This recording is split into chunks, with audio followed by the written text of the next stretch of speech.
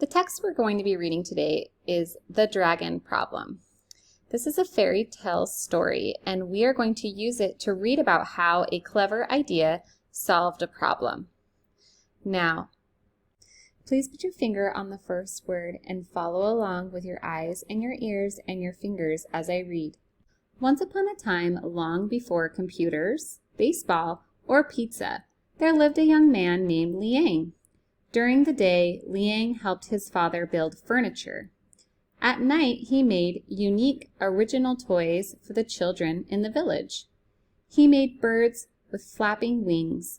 He carved dragons with rippling, moving scales, sharp claws, and red eyes.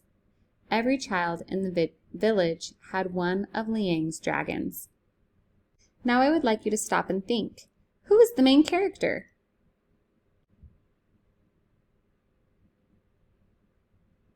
You're right. The main character is Liang. Now, what does the author want us to know about him?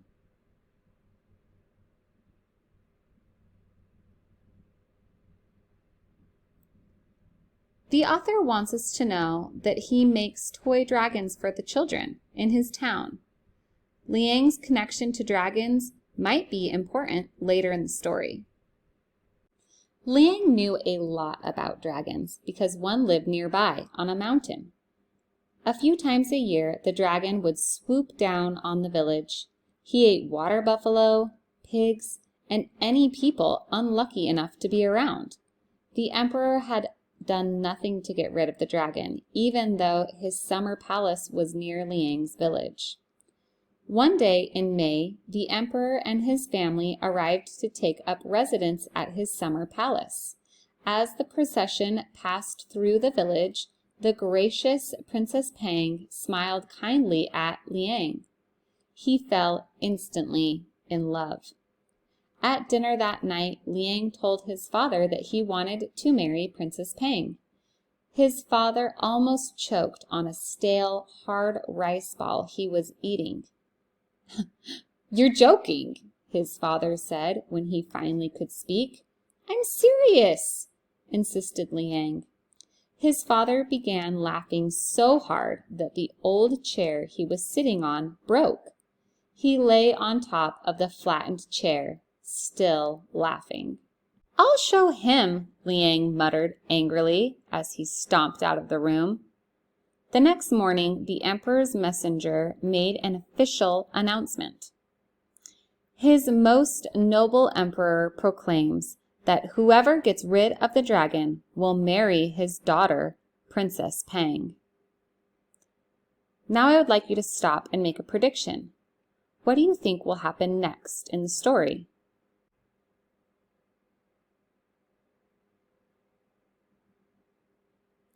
You're probably right if you made a prediction that Liang might try to find a way to get rid of the dragon, because he is in love with Princess Pang. Let's continue with our story. When he heard the announcement, Liang raced to the palace to be the first to sign up. Then he looked for his friend Li to help him brainstorm ideas for getting rid of the dragon. Unfortunately, Li was away. Liang sat on a bench, frowning. Nearby, children were playing with the toy dragons he had made them. "Liang, what's wrong?" the children asked. "I have to get rid of the dragon on the mountain," he told them. "I have an idea," said little Ling Ling. "Why don't you carve a giant dragon and leave it by the cave? It will alarm the real dragon and scare him into flying away."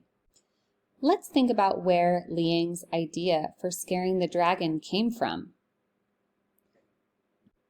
Where did Liang get his good idea? You're right, little Ling Ling. Little Ling Ling said, "Why don't you carve a giant dragon and leave it by the cave?" Let's continue with our story. Liang stared at her. "Perfect," he shouted, and rushed home. He worked frantically for days, making a huge, scary dragon's head. The night he finished, he loaded it onto a cart and went up the mountain. When he got near the cave, Liang put the wooden head on top of a big rock. From the front, it looked like the rest of the dragon's body was behind the rock. Liang hid in the bushes and gave a loud roar. "What's that noise?"